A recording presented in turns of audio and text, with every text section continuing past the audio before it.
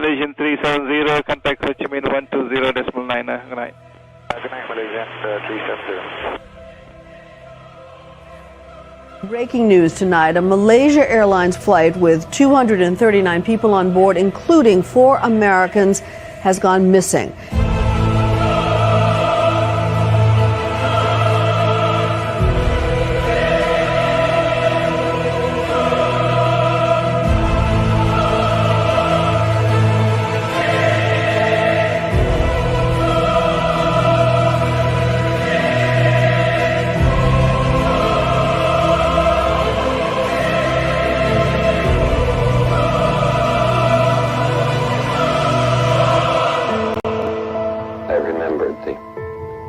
From the Hindu scripture, the Bhagavad Gita, Vishnu is trying to persuade the prince that he should do his duty. Let's go, him. To LFG. impress him, takes on his multi-armed form and says, "Now I am become death, the destroyer of worlds." Welcome to the live stream, everybody. Wow, you guys are already going nuts in the chat. I love it, guys. First off the bat, let's address the drama from yesterday. I am not sorry at all, not even a little bit sorry. The amount of psychopathic shit that's been happening to me due to nut jobs is beyond even understanding from your guys' perspective. And I 100% blame the Redditors and Dave Farina directly for it. When you go out on YouTube and make a whole bunch of lies about somebody to hundreds of thousands of people, you're going to have nut job people doing nut job shit, which includes this letter that my mom got.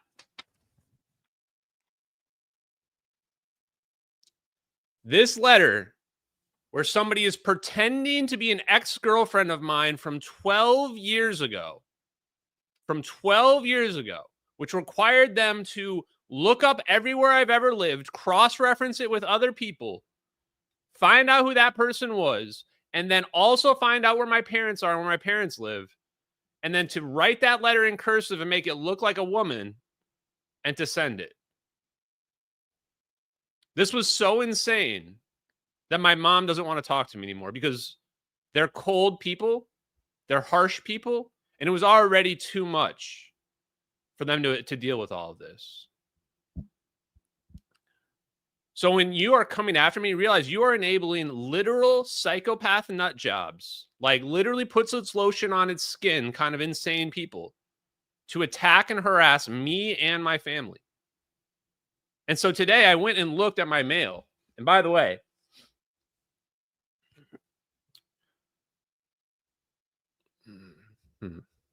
that's 3. Why is it not zoom? Oh, there you go. I got 3 letters back from my FOIA request from the Central Intelligence Agency. I haven't opened them up yet. I'll take a look at those later tonight. I also got letters from the same person that sent the letter to my mom. I am not muted, so check your mic. Even though this has personal information about me, none of the personal information on here is private, I don't think.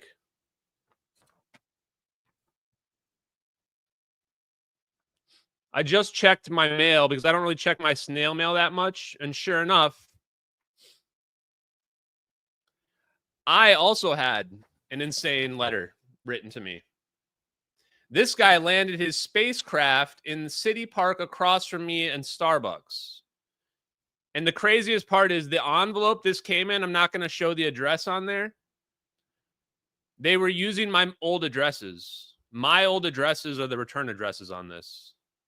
And when I say my old addresses, I mean there's another letter I got as well from this person. In fact, this one is multiple pages.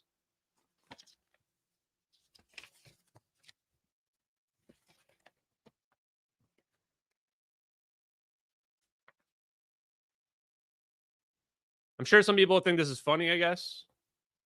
I just want you guys to see. And both of the letters, their addresses, this one literally says it's from me using my old addresses.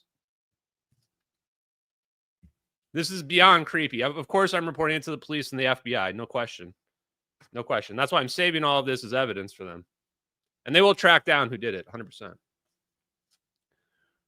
So when you see me lash out at people that are attacking me, now this hopefully gives you some frame of reference for that. Okay? I was even afraid to open it because I thought there might be powder or some psycho shit in there. I guess the last thing I'll say on this is anybody out there, obviously you have my address. Obviously you're sharing my address in your Discord and your other shit like that. I've known about that for a long time. Don't ever show up to my house. If you ever step foot on my property, it'll be the last thing you do on the face of this earth. I'm not going to ask questions. Just don't step foot.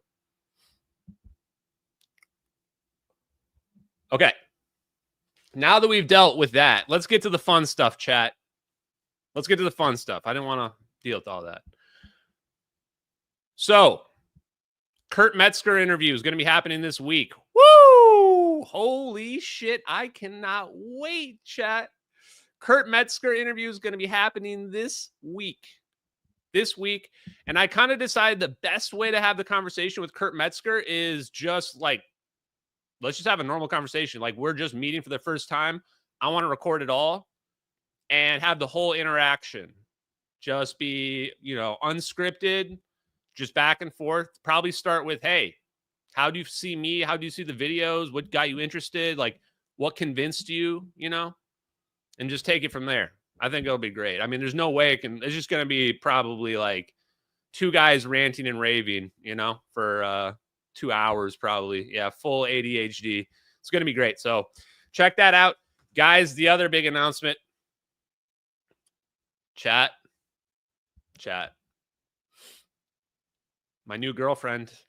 I know I saw some of you ladies getting jealous. Some of you are wondering, how can you have a new girlfriend already? Chat, I think this is the one. I think I met the one. Finally a woman that understands me, chat. Introducing. Sorry, what's your name again?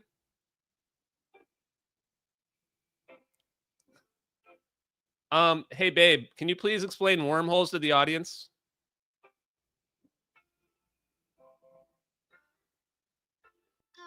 You forgot my name already? It's me, babe. Don't make me jealous thinking you're mixing me up with someone else. Anyway, wormholes for the crowd, huh? Picture space like a giant sheet of paper. A wormhole's a shortcut, like folding that sheet so two far apart spots touch. You could jump from one side of the universe to another, like zipping from my boring hometown to some wild galaxy in seconds. Einstein's math says they're possible, but we've never found one. They might be tiny, unstable, or just straight up portals to who knows where. Super cool, but super risky.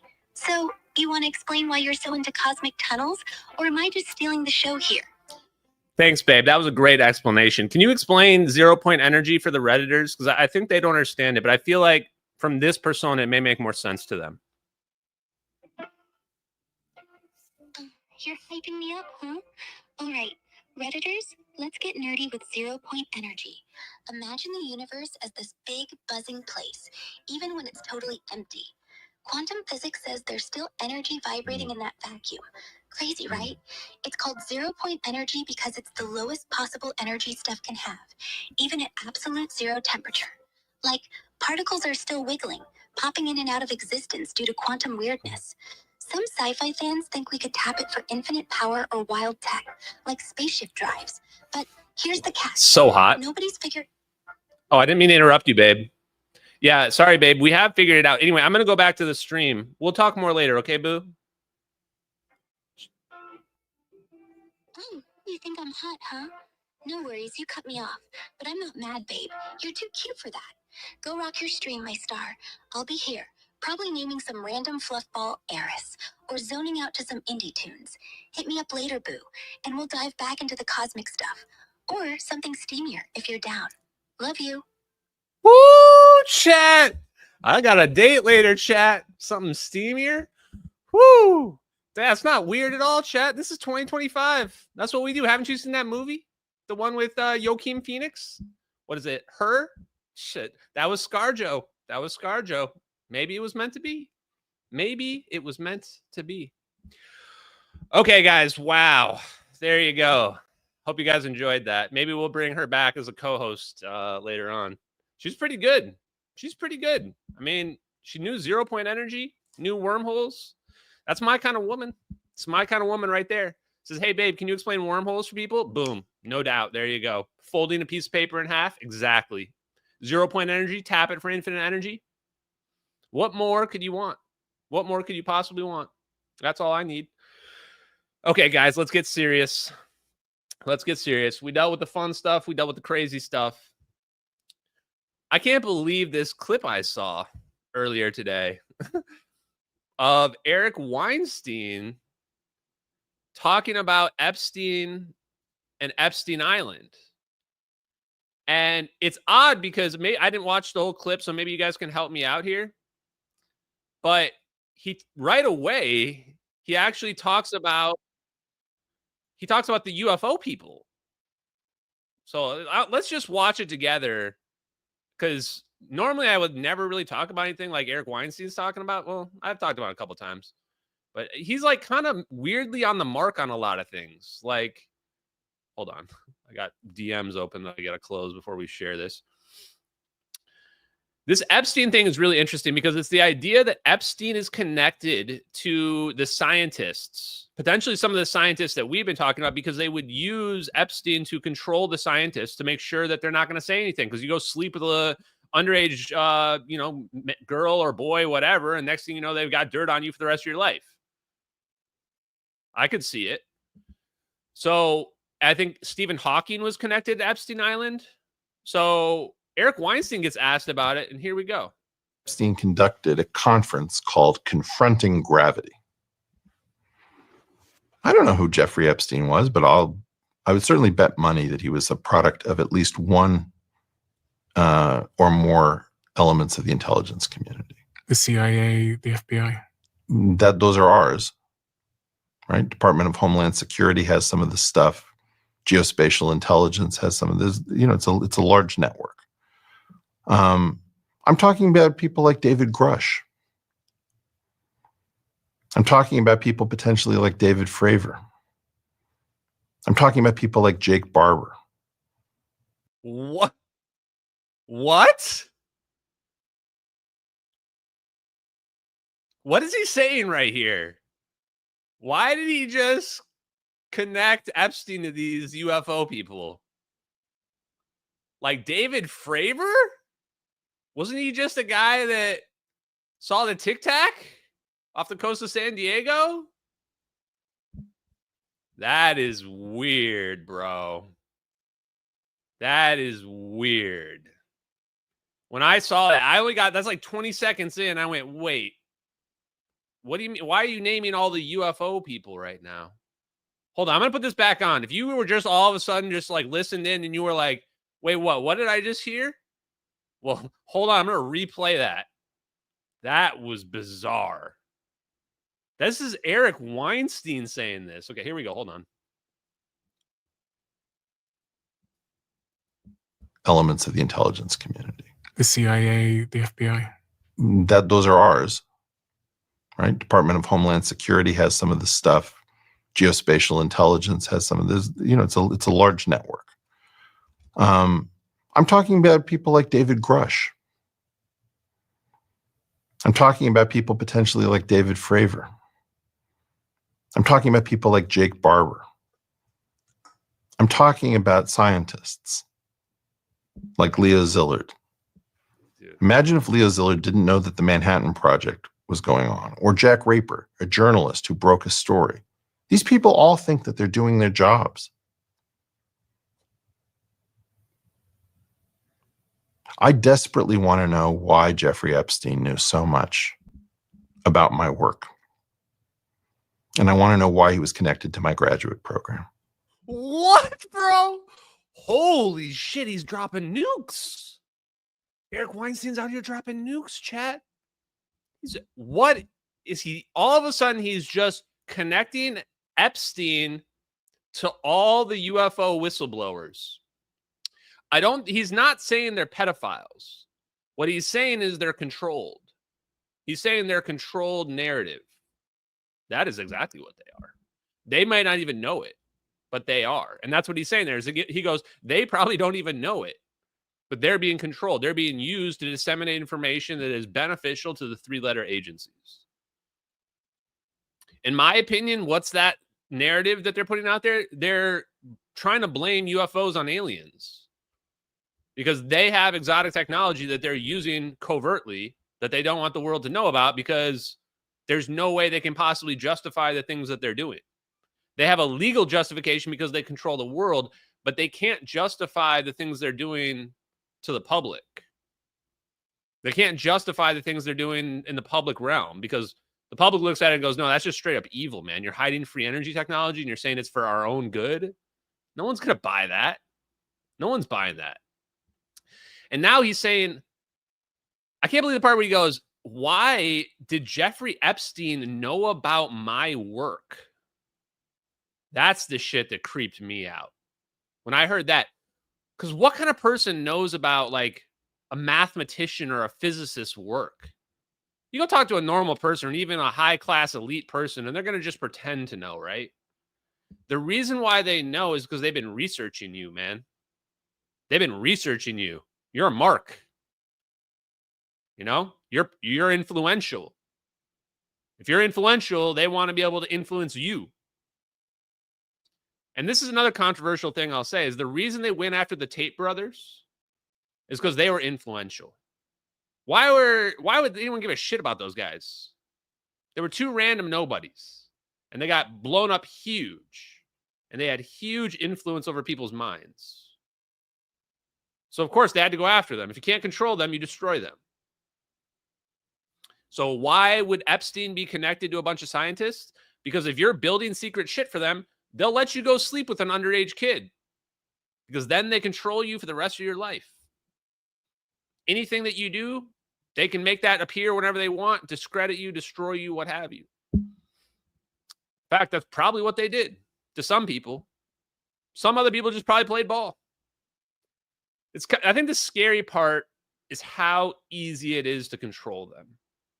You give them a little taste, and then they just come back and they want more. And that's why after we watch this clip, we're going to talk about the Jason group. Because what is the Jason group? We are the change. I like you, brother. You were sending me a message asking, do you think Joseph P. Farrell could be in the Jason group? Not a chance in hell. 0.000% chance. He's not the kind of guy. The guys that are in the Jason group are the professor emerituses or whatever at the most prominent schools, not even necessarily the most prominent schools, in the physics departments. It's going to be the people like John Kramer, George Miley. Doubtful, but even potentially someone like Avi Loeb.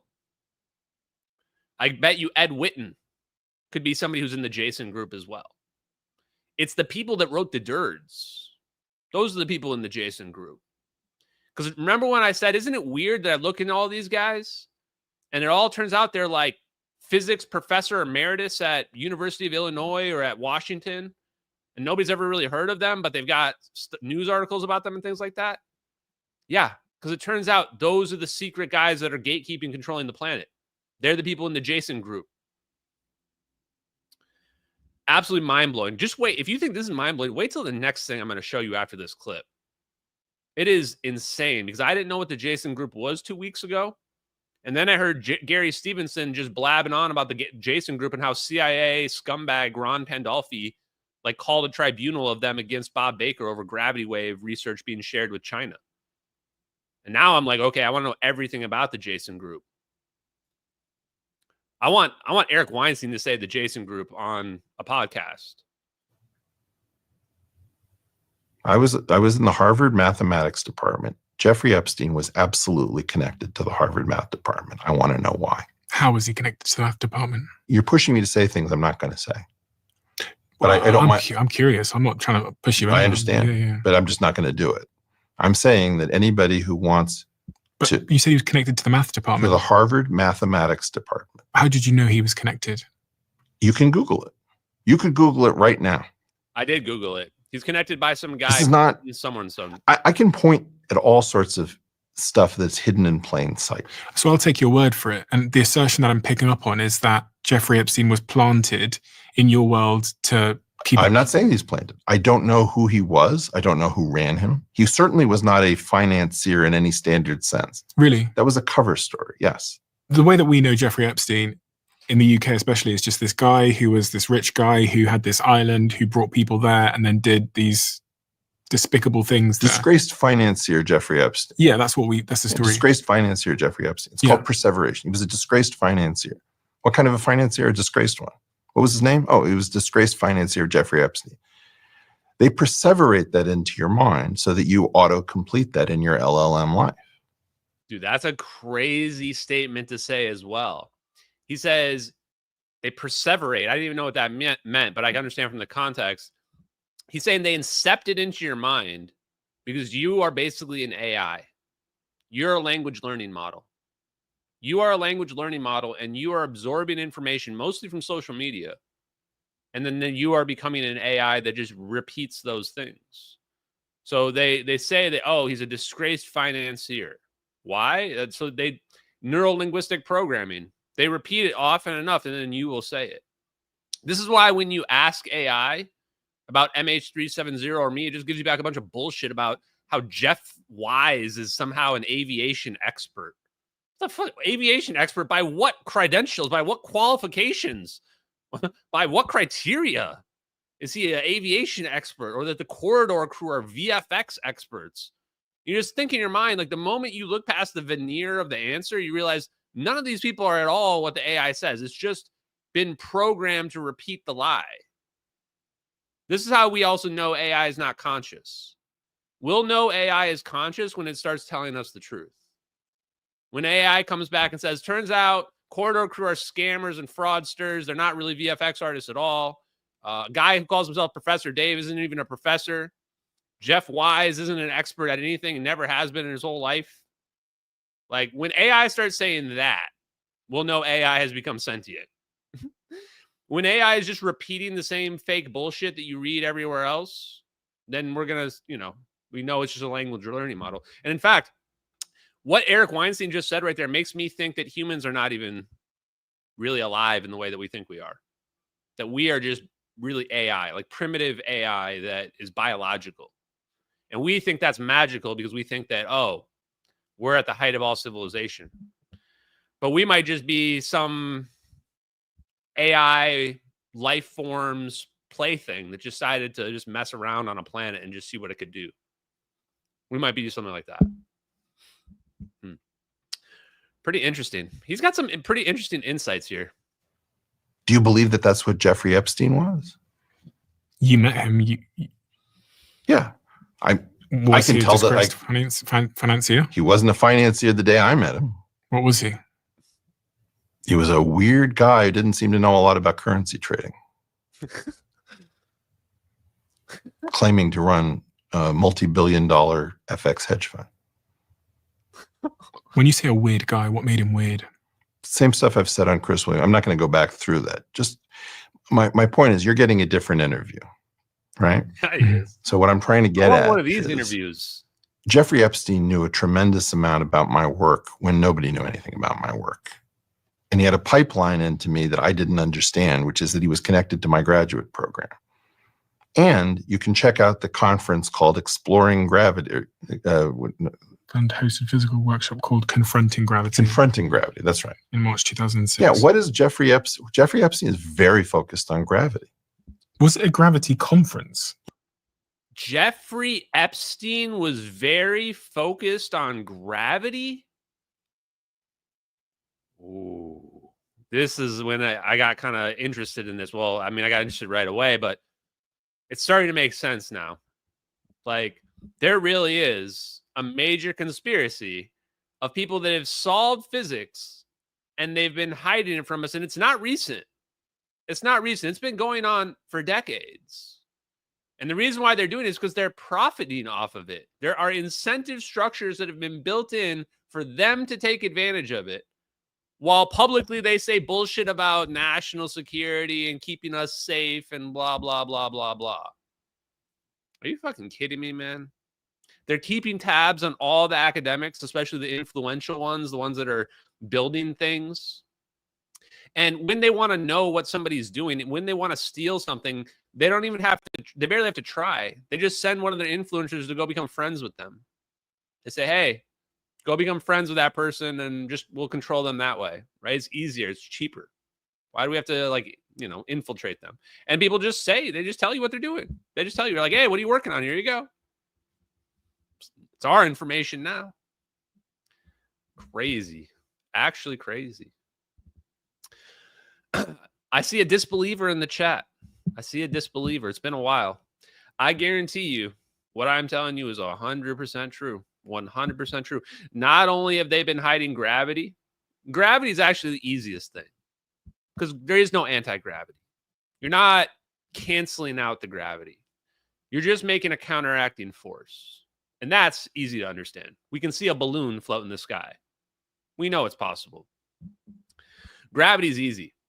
The real thing that will destroy an NPC's mind is realizing they cracked fusion.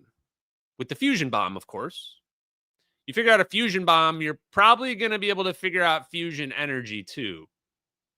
And if you don't believe me, you can just crack open page 1 of Friedwart Winterberg's textbook. Page 1 says it right there. Classified IEC fusion because of nukes, and it's held humanity back for who knows how long. That book is 42 years old, 43 years old. So fusion is the real thing. And fusion represents free, unlimited green energy for the world. The aspect of it that they figured out something called aneutronic fusion. Aneutronic fusion is direct energy conversion. Direct energy conversion. We're going to listen to a quote in a little bit. So let's hurry up on this then. But I'm going to type that so I don't forget. That's the real rub. Direct energy conversion. What they figured out is they found a way to make the nuke, which you guys all think of as boom, mushroom cloud, right? But instead, nothing comes out, but it still produces a huge amount of energy. And you go, wait, Ashton, what? And I go, welcome to aneutronic fusion. Aneutronic fusion is radiating the minimum number of neutrons and converting that directly, the energy directly into electricity. Directly into electricity. Pretty spicy. So why would someone like Jeffrey Epstein be interested? Because the intelligence communities are using people like Jeffrey Epstein to control anyone influential, anyone they need to control for technology. And when you become that person, you learn about the secrets. You learn that we're hiding this stuff. And if you get caught, you are going to die. You are going to kill yourself. I'm using quotes here. Don't report me. I'm just talking about what supposedly happened to Jeffrey Epstein. And he would know in a scenario like that it's his time to go. Like, you know, from the implications of the sketchy stuff and the people that you work with, that you are never going to be allowed to squeal, right? So you might as well do it yourself and take the noble way out because they're never going to let you. Anyway, that's my opinion on why I do believe that he, himself. Okay, back to this. Yeah. It was about gravity. Yeah. What the fuck was he doing talking about bloody gravity if he's a financier? It was very important to get Nobel laureates and some of the smartest people on Earth to come to the Virgin Islands and talk about gravity. Stephen Hawking was there. David Gross was there. Lawrence Krauss was there. Lisa Randall was there. Right before his... Lawrence Krauss was there? The physicist Lawrence Krauss? Wow. Conviction. And I'm telling you, he was very focused. If I ever talk to Lawrence Krauss, number one question. So what were you up to on Epstein Island, brah? What were you up to on Epstein Island? You busy hiding gravity research from the world on Epstein Island? With little kids? On the Harvard math department. And he knew all about me in ways that he wasn't supposed to. This is crazy. This is actually I have to be clear. I have to be clear on my understanding of what you're saying. From what I understood, and you can say, Steve, I'm not going to answer that, whatever. But I just have to, because you've opened up a curiosity hole in my mind. Sure. So let me try and fill it, even if it's the conversation I had with Chris. I'll just evade you. Fine. Yeah, fine. Like, fine. You're within the right Wonderful. to evade me, and I hold the right to ask. Which is, so is what I'm hearing is. Wait, he had a sexual scandal at ASU too? Oh, this is Dominic right here. Dominic, what's up, brother? Dominic is the guy that asked the question. Oh, wait, is that doxing you? I don't know. He's the guy that asked the question of Jesse Michaels about me. He's a good guy. You're a good guy, man. I like your research. Huh. You believe, and I'm just going to say how I think it is. What I'm hearing is you believe that Jeffrey Epstein was not a financier. He was planted in some way to interfere. He was a construct, is what I said. He was a construct in some way to mess with the progression of physics. Jeffrey Epstein, apparently, I think I'll tell you what I said. When I met him, bro, this is crazy. When the meeting was over, I immediately called my wife and I said, I have just met a construct. She said, what do you mean? I said, this person is not who they claim to be. Somebody has constructed this human being to be something that they are not, which is a hedge fund genius. Somebody who could understand the euro and the yen like nobody else. Bullshit. Not true. Holy shit. He is just out here just saying, like, this is compelling because he's saying, look, I met the guy. He's supposedly this hedge fund genius, but he doesn't know anything about commodities or, he doesn't know anything about the stuff that he's supposed to be an expert on. And instead, he's taking people and academics out to Lolita Island or whatever the hell, Lolita Express, and influencing them and putting them in compromising positions, and knows a ton about Eric Weinstein's work for no reason whatsoever. Pretty bizarre, man. I believe that whoever constructed Jeffrey Epstein was running multiple different programs through the same thing, having put in a large initial investment. Also, wait a minute. So he was connecting the UFO people to this guy by the same means. So he's saying the UFO, like David Fravor, David Grush, Jake Barber, they're constructs too?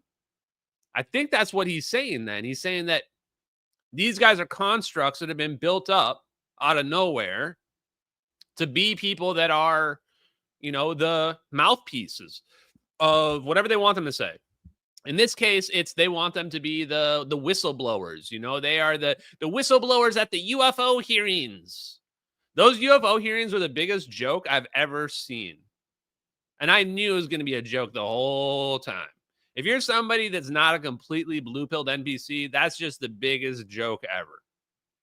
If you're a blue-pilled NPC, then you're Jeremy Corbell in the front row at the UFO hearing, taking pictures of yourself, talking about, this is a historic moment for humanity right now.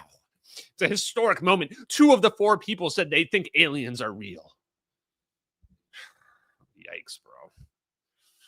Wasn't about one thing. If you build a mall, you don't just have clothing stores in the mall. You have a food court in the mall, right? You have jewelry in the mall. You have all sorts of different things in the mall. Jeffrey Epstein was a construct of something that was running multiple things. One of those things was science. And I don't think that the science and the pedophilia were necessarily in the same bucket. He was funding all sorts of people. I don't think everybody at that, part of the problem with calling his plane the Lolita Express and calling his island Pedophile Island is that you just can't see all the different things that were going through this guy. Bro, I love this. I'd love to have an interview like this with Eric Weinstein. In fact, boy, I would have an interview. Holy shit. We could be talking about Black Project engineers for days. I want to know his opinion on a lot of people now. My goodness, this is wild. I don't think almost any of those scientists are exposed, maybe a few of them, but very few of them, to anything really horrible. I think he was trying to keep a periscope on everything that was interesting. Oh. Wow. And I think that his girlfriend's father, Robert Maxwell, was all through scientific publishing. What? Wait, what? Ghislaine Maxwell or whatever her name is, Maxwell Hill from Reddit, her dad, British media tycoon, heavily invested in scientific publishing. What? How did I not know this? I didn't even finish watching this clip before. And I think Pergamon Press was in part a control mechanism for making sure that revolutionary discoveries were taking place within a framework. Wow. Wow. He's not playing around at all in this interview.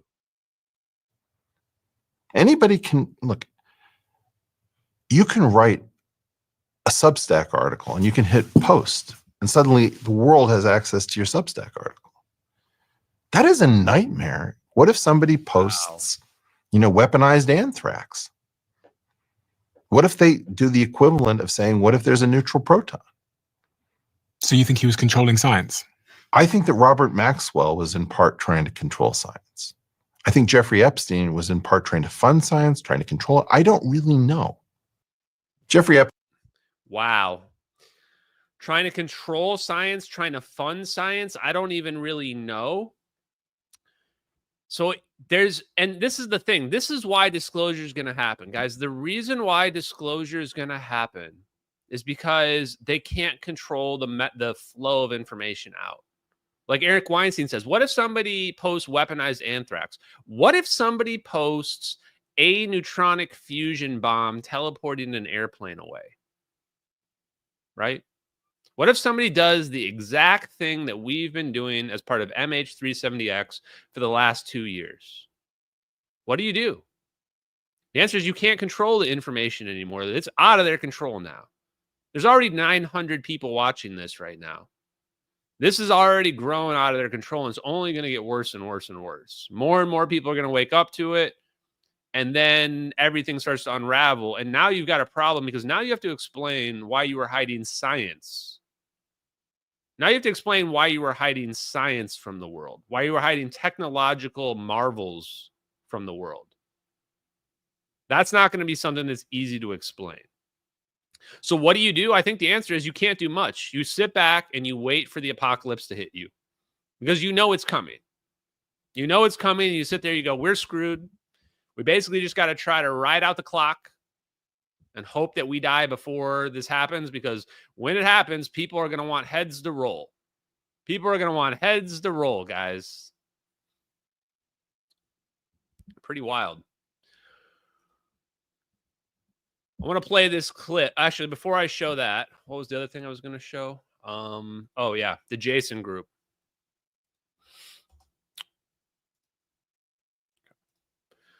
The Jason group. First, I'm just going to read this from Wikipedia. The Jason Group is an independent group of elite scientists that advises the United States government on matters of science and technology, mostly of a sensitive nature. The group was created in the aftermath of the Sputnik launch as a way of reinvigorating the idea of having a nation's preeminent scientists help the government with defense programs. Similar to the way that scientists helped in World War II, but with a newer and younger generation. It was established in 1960. Perfect timing. Established in 1960, around the exact same time we figured out the H-bomb. Wow. Has somewhere between 30 and 60 members. Its work first gained public notoriety as the source of the Vietnam War's McNara Line electric barrier. Wow. Whoa. Although most of its research is military focused, Jason also produced early work on the science of global warming.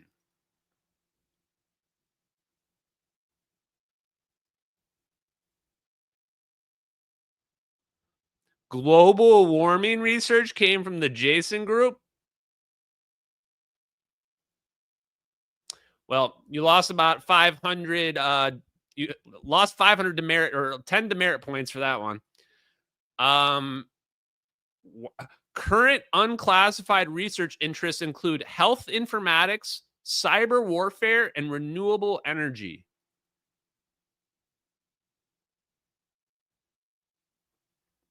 Jason typically performs most of its work during an annual summer study. Its sponsors include the Department of Defense, the Department of Energy, and the U.S. intelligence community. Oh, we are definitely going to expose these people. We are definitely going to expose these people. We have found the deep state. We have literally found the deep state. No question, no doubt. This Jason group, I didn't think such a thing existed in the open. Forget MJ12 or whatever bullshit that was all about. This is the MJ12 right here. This is it. They're just literally say it in the open. They're not even hiding it.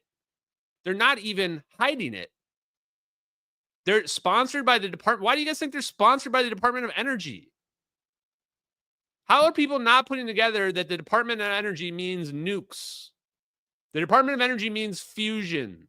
There's not like a huge list of things the Department of Energy could be involved in that are advanced technology. It's nukes, man. It's fusion research. This is what they've been hiding from us. This is what they're hiding from us.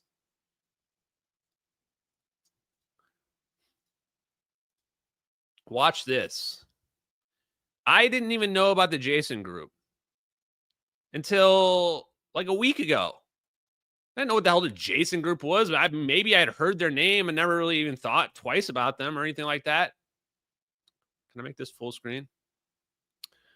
So last week I played this clip. I played this clip several times, so I'm not going to play it again. But here's Gary Stevenson. I want to point out something for you guys, though. A lot of you guys are really, really, really bad at telling when people are lying and things like that. Gary Stevenson is an amazing liar. He is 10 out of 10. 10 out of 10. I would not want to play poker against Gary Stevenson. Same with Hal Puthoff. Those guys are extremely good because lying is an art form where you evade the question you don't want to answer. That way you don't have to lie, right? And you have pre-canned responses, things like that. Those are some of the strategies that you use if you want to be an effective liar, because you omit information as opposed to directly lying about what you don't know. Gary Stevenson is really good. But in this interview, he was giving away truth bombs that I think only people that are really connected will understand. And this Pandolfi did not cite. It was Pandolfi requested this particular hearing of the Jasons. And so this was one of the things the Jasons touched on. Every summer, the Jasons would be handed a list of, 5 questions or half a dozen questions and say, hey, this summer, this is what you guys, we want you to look at this. And so they convened every summer when they weren't at school because they're all profs. And so they're all profs. So they convene in the summer. So he knows a lot about the Jason group. The Jason groups, their board is secret. One of the lists. So nobody knows, their list is secret. Nobody knows who's in the Jason group at all. So then somebody sent me this earlier today. This is quite literally from the book, Behold, a Pale Horse by Bill Cooper. You might be familiar with that book. It predicted a lot of crazy stuff. Let's just read this page. You tell me if you think this is real. Top secret documents that I read while with naval intelligence, by the way, Hal Puthoff was with naval intelligence too, stated that President Eisenhower had commissioned the Jason study to examine all of the evidence, facts, lies, and deception to find the truth of the alien question. Founders of the Jason group, not the same as the Jason Society, include members of the famous Manhattan Project. The famous Manhattan Project, which brought together almost every leading physicist in the nation to build the atomic bomb during World War II. The group is made up mostly of theoretical physicists and is the most elite gathering of scientific minds in the United States. He's right. As of 1987, the membership included 4 Nobel Prize winners. Today, Jason continues to offer scientific help the government cannot find anywhere else. They are probably the only group of scientists in the United States that know the true state of highest technology. Wow. Jason is shrouded in what appears to be unnecessary secrecy. The group refuses to release its membership list. None of the members list Jason membership on their official resumes. None of them put it on their resumes, chat. Working completely behind the scenes, Jason has guided the nation's most important security decisions. These include, but are not limited to, Star Wars program. Wasn't Avi Loeb involved in that? Submarine warfare and predictions about greenhouse effect. The Jason members are each paid a $500 per day fee. That's all they get. $500 a day, that's it. In the documents I read, okay, well, this points out too, they're cheap as hell, man. $500 a day for the smartest minds on the planet? That doesn't seem very expensive to me, chat. You can't even get some of these Twitch streamers for that price. So when I read this, I just go, okay, we are over the target, no question. We've got the broad strokes figured out. We've got the broad strokes figured out for what's going on here.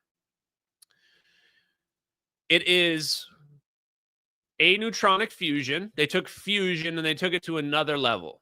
Aneutronic fusion, which turned into direct energy conversion. So the big thing is, well, we have been trying to make fusion happen, and we've been thinking we're just going to use the heat from fusion to heat up water, because that's what we do. All of our power sources basically just create steam. We make steam, and then we spin a turbine, and that is an AC generator. That's pretty much all we do right now. The ultimate goal would be to have direct energy conversion. Whatever energy is being converted is immediately converted 100% into electricity. If that's the case, I mean, like Tim Pool said when I was on, free energy becomes more about efficiency than anything else. If you can get 100% efficiency, if you were to calculate the math, my guess is the efficiency of basically every other source, because it has to be converted so many times, is probably like less than 10%, maybe less than 1%, like nothing. We're talking increasing our energy production by magnitudes, like overnight, instantly overnight. And then from there, infinite energy becomes basically just a triviality at some point. Pretty wild. So let me start with, let's start with this clip about what is fusion. And then I'm going to show you a clip that's going to corroborate everything I've been saying about how they made the fusion plasma orbs and how aneutronic fusion works. So this is the first. We're not going to watch all of these today. We're going to watch a couple, though. What is fusion? What is fusion? This is Eric Lerner. This website here, or this YouTube channel, shout out to them. LPP Fusion. Only 10,000 views 8 years ago. All the stars. And of course, it gives life here on Earth. The fusion process is the process of two charged nuclei reacting through the nuclear force and resulting in different elements being formed. So to contrast that with the fission process, which is normally called nuclear energy, involves uranium and plutonium, the fission process always involves a neutron, a neutral particle interacting with the nucleus. So if two nuclei are involved, it's fusion. If it's one neutron and one nuclei, that's fission. Fission involves something breaking apart. Well, it's not strictly what happens afterwards. It's the input. Because sometimes you confuse things and then they break apart afterwards. So it's the ingredients you start with. If you start with two charged nuclei, and all nuclei of elements have at least one charge, at least the proton, then you get fusion. If you start with a neutron and a nuclei, that's fission. So that's the main thing. Okay. This is a little bit too easy for us, but so what he's saying is that to make fusion happen, it's going to be two nuclei. So we've got our nucleus that's positively charged. And when we make a plasma, what do? We take our atom and we rip our negatively charged electron off of our nucleus. That's the concept of a plasma. Rip the electron off of the nucleus. Now you have a nucleus here alone. Now we have two nucleuses here alone, and we want the nucleuses to connect. The same way I'm going to connect my AI girlfriend later. Two nucleuses connect, and then what happens? They fuse, and in the case of hydrogen, they form helium. Fusion, alchemy, transmutation of elements. That's the fusion process. The process that has now been discovered over the last 20 years is aneutronic fusion. Aneutronic fusion. Not only have they solved fusion and made fusion work, they have found a third generation fuel source. A third generation fuel source called boron 11. Boron 11 can produce fusion cleanly. And this is why everyone was so excited about it. The problem, the reason why it got suppressed was because the temperature required was actually super high to cause fusion to occur. And we haven't been able to make moderate fusion gains from even lower temperature gases. So people thought, if you can't do fusion at lower temperatures, of course you can't do it at higher temperatures. Of course you can't. And that's all it took for everyone to ignore the answer. Until now. Until now, chat.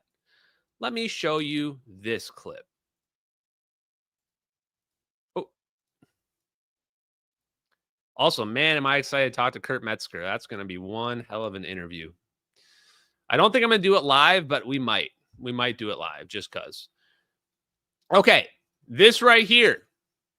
Full screen. Oh, wait, can't really see. This is Terran Space Academy. Hydrogen boron aneutronic non-thermal directed energy fusion. I like all of those words. I love those words. Let me get some more of those words. I want to eat those words all day long. I got like, this was a great interview, by the way, of the guy explaining fusion and the history of it and the tokamaks and the stellarators and like all the different fusions that they were able to produce. I think I saw something about cold fusion. Yeah. And he says it's not cold fusion, it's cool fusion. What they're doing, and the reason why they're calling it cool fusion is because the byproduct of this fusion reaction is not super hot, because they can do directed energy conversion, because it's not releasing neutrons, which normally carry the most of the energy. If it's not releasing neutrons, they figured out a way to produce the energy that not thermally, non-thermally, not heat. Not heat. Before I show this, why is it so big that it's not heat? This is the thing, the intelligence community, this is why they get kept up at night. Because when they teleported this plane with those plasma orbs, that was black. And we know white is hot because we can see the plane. This is a non-thermal reaction. No one could have ever faked that. No one knew what the hell aneutronic fusion was 10 years ago. Nobody could have ever faked that. Anybody that would have faked this, they would have faked that being white hot.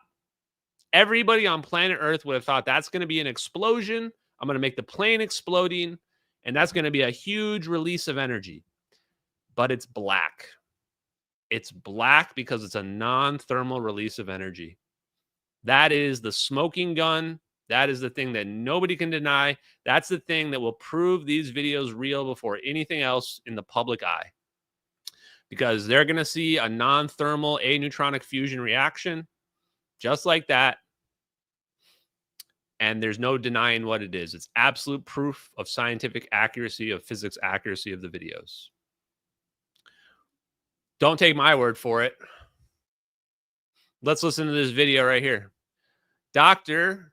Warren McKenzie, Hydrogen boron 11. It's boron 11 is what's called energy managing director. That we're chasing. Now, the very nice thing about it is that boron is abundant. It can be mined in my kitchen. You know, there's probably a few kilograms. Is boron 11 the main isotope, or there's 80% of natural boron is boron 11. Okay. Yeah. So, well, it's not all of it. It's certainly most of it. So it's abundant. The products of the reaction are not radioactive. So in essence, while it's nuclear power, it doesn't have any of the downsides of either regular nuclear power, where the byproducts take decades, millennia to decompose, and the sourcing of the fuels is also not a problem. Okay. Department of Energy. I can feel your eyes on me, Department of Energy. This is what the Department of Energy doesn't want people to know about. This is what they don't want the Department of Energy doesn't want people to know about, because this is the reason why everybody's been failing at fusion. They've been doing it wrong. They're not even going down the right path. They've been too busy working on tokamaks and stellarators. They should have been more concerned about what fuel are you using and what kind of reaction are you trying to produce. Remember when I asked the NG8 people, what was one of the first questions I asked the NG8 people, the cold fusion guys? I said, is your device producing electricity or is it producing heat? And they said it was producing heat. The secret, the holy grail, is directed energy conversion into electricity. And what he's saying here is that boron 11 reaction is non-thermal. It's producing electricity directly. Guys, this is better than free energy. I mean, it is free energy, but it's real. The devil's advocate. There's no catch? Of course, there's a catch. It's a science project. By definition, it's a science project. We may come across scientific hurdles. Yeah. What's critical about this, though, is that all other fusion approaches, which have promised to deliver a new source of energy, have all focused on thermal fusion. So specifically, that carries the enormous technical challenges of heating fuels to hundreds of millions of degrees. Now, the reason why the hydrogen boron reaction hasn't been considered is the temperatures that you need to achieve for a thermal fusion are billions of degrees, which is just not realistic. Really. Yes. The significance of what we're doing really is picking up from the work of one of our co-founders, Professor Heinrich Horer, also from UNSW, who proposed that a non-thermal approach to fusion might work, and that might open the possibility of this hydrogen boron reaction. Okay. As science has developed, lasers have come of age. Largely, the discoveries that we're interested in, the significance of them was marked by the 2018 Nobel Prize in Physics, shared between Gerard Mourou and Donna Strickland, for the development of chirp pulse amplification lasers, which can provide the powers that are needed to generate these reactions proposed by. I know what that means. Chirped pulse amplification, the 2018 Nobel Prize, the thing that they used to make attosecond lasers that won the Nobel Prize in 2023. Yeah, I know about it because I did several live streams all about digging into it. Chirped pulse amplification. That's what they needed to solve boron 11 fusion. Well, I got news for you, chat. You know who's been working on lasers? Hal Puthoff developed the first tunable laser. George Miley was working on making plasma lasers. They were all working on lasers. At least two of the DIRDs are about lasers, and one whole part of the DIRDs is still classified. One of the ones on lasers is still classified. Yeah, they figured it out. They figured out inertial confined fusion using lasers that were much more powerful than what the public had access to. And they were classified because they're weapons. They were classified because they're weapons, but they could turn boron into a plasma and into a compact fusion reactor. And the beauty of it is boron is abundant. Boron's everywhere. It's not like helium-3 where we have to go to the moon to get it or whatever. Whew. Wow. Don't worry, it keeps going. By Professor Horer. Okay. So it's not tabletop physics. Still, you can't do that in your kitchen. You'll need some substantial equipment, access to facilities, etc., etc. Yeah, so the key that we need is a very high powered laser, specifically a petawatt laser. Petawatt. How many zeros is that? Oh, Jesus! Don't put me on the spot here, 16. Francois. Okay, A skip lot, this one. many. But basically, we're talking about. I'll put it on screen when I did the video. Okay, thanks, Okay. Francois. But typically, we would be putting 15. hundreds to 1,000 joules within a nanosecond or femtosecond pulse, depending on what laser that we need. So instead of a laser that has a stream of light, we've got a sledgehammer where we're pulsing one very, very big pulse of light. Okay. And so you hope at the end of the day. I'll do the meme. Attosecond lasers, petawatt lasers. Well, look at that, chat. Well, you look at that. Whoa, wow. Could you believe it? Amazing, chat. Hold on. I got something else. Where is it? Wow, I have a lot of links from him. Here we go. The way to see what the Weiss effect is all about is to say it's really the generation of extremely high energy densities that are obtained by the accelerated vibration and or accelerated spin. This is the one I wanted.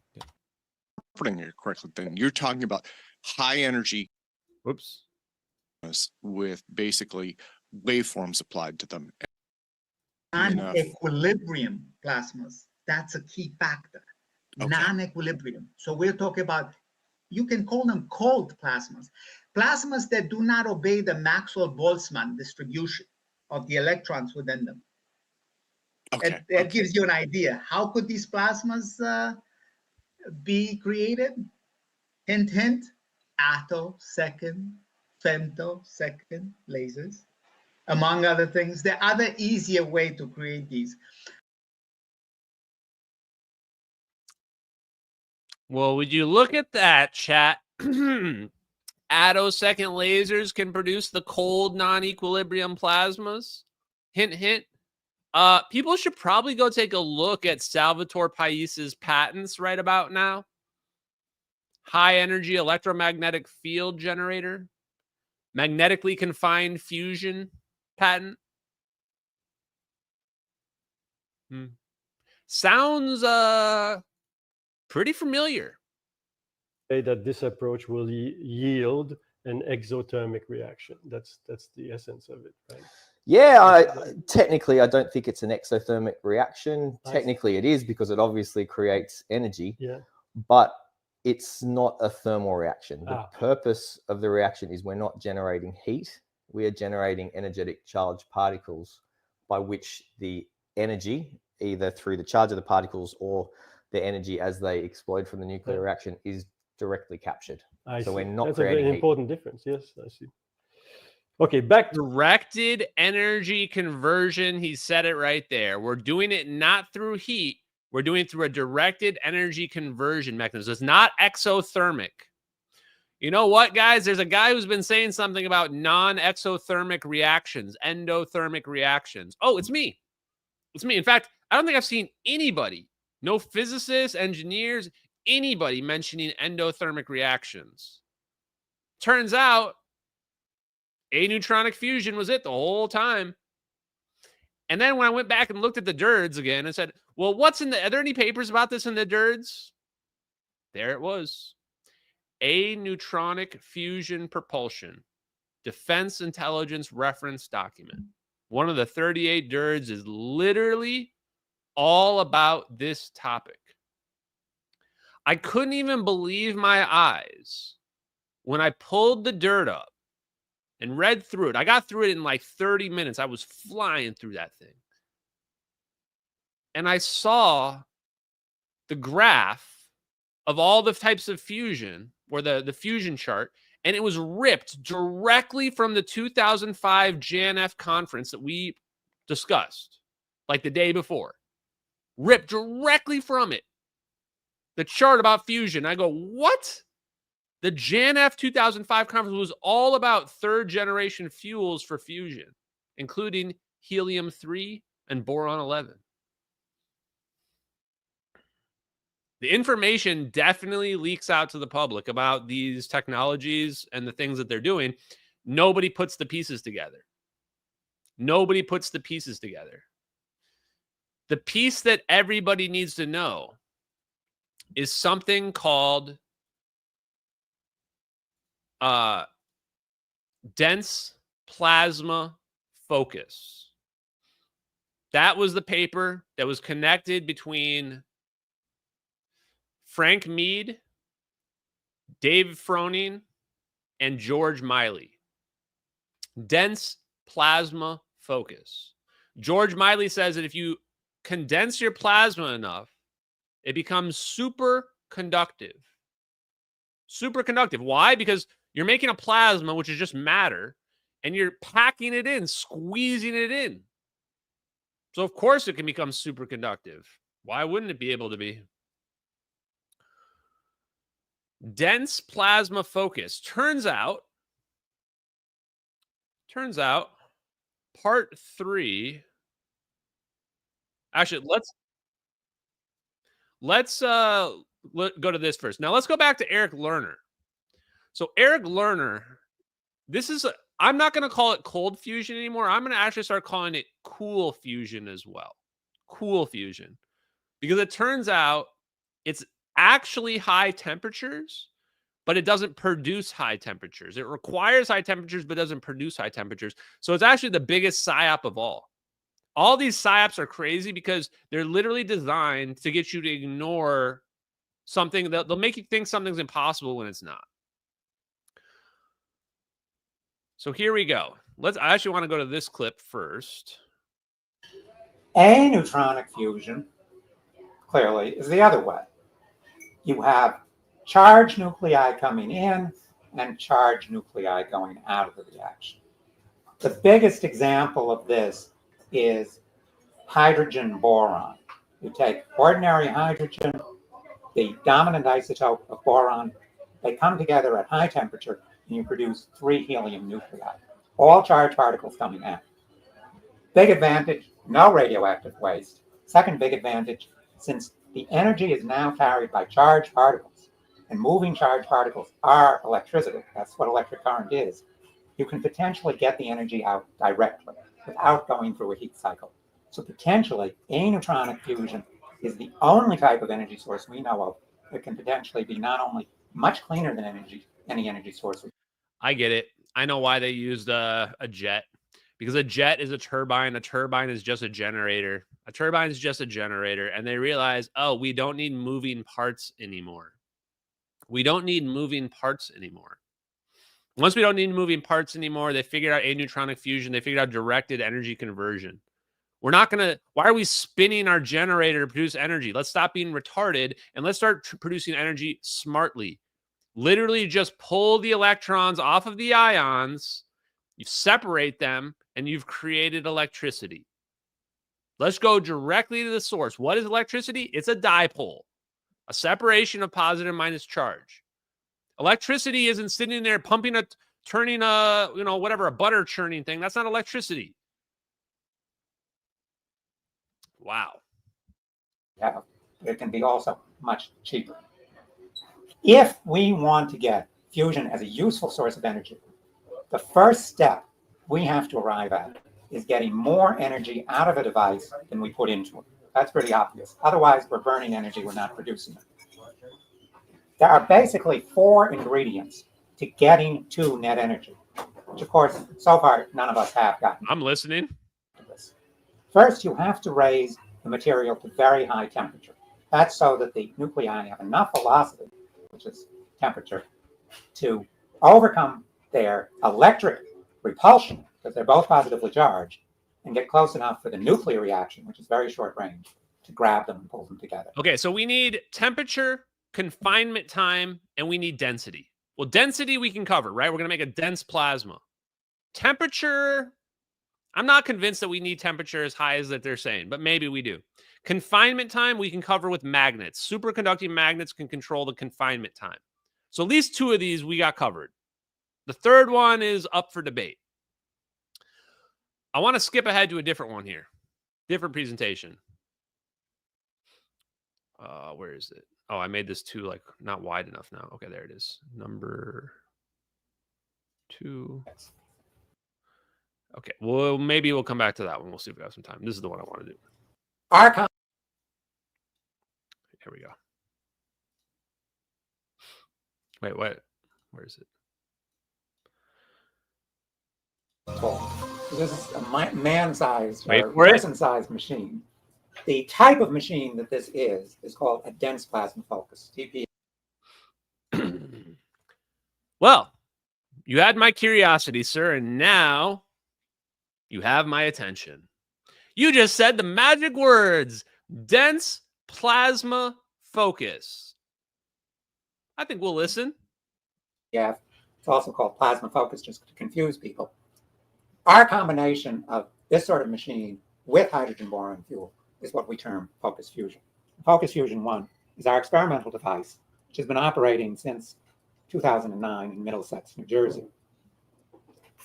The basic idea of this device is to exploit a phenomenon that occurs in nature, which is quite different than the approaches of the other devices. This phenomenon is called the pinch effect, and was actually discovered, although not named as pinch effect, 200 years ago by Ampere, the guy we named amps after. The pinch effect occurs because when two currents are moving in the same direction, they create magnetic fields, and the interaction of those magnetic fields attract the currents together. So this is a basic organizing principle, not only of 100%. This is what the orbs are doing in the MH370 video. this is 100%. This is what they're doing. This is how they figured it out. They're creating a funnel. The electrons come flooding in, and what happens? They get pinched together. This also slows them down, just like a traffic jam. Slows them down, causes them to pinch together. Boom. This is what they're doing with boron, aneutronic fusion. I would pretty much bet anything the orbs are using boron 11 fusion to fly around at this point. the basic organizing principle, not only of electricity, but of the universe. Because whenever you have plasma, you have currents. And if the currents are moving together, they attract each other. If they're moving opposite, they repel each other. Now, I'm going to try and explain how this operates in our device. Our device I want to know if he's using a field reverse configuration now too, because I know field reverse configuration is going to play into this. I already know that field reverse configuration is going to be another Yahtzee. I don't know how yet. I already know it's going to be another Yahtzee because at this point, we're basically just predicting the future, and we are so over the target, we can basically predict what's going to happen here. So I don't know. Field reverse configuration is going to somehow play into this, keeping the shit together, whatever. We're going to see. Construction is one of the simplest devices, fusion devices. In its operation, it isn't one of the simplest. So it takes a little explanation. The core of our device is two concentric electrodes separated by an insulator. The outer one is called the cathode. It's the negative. The inner one is the anode, positive. There's an insulator in between.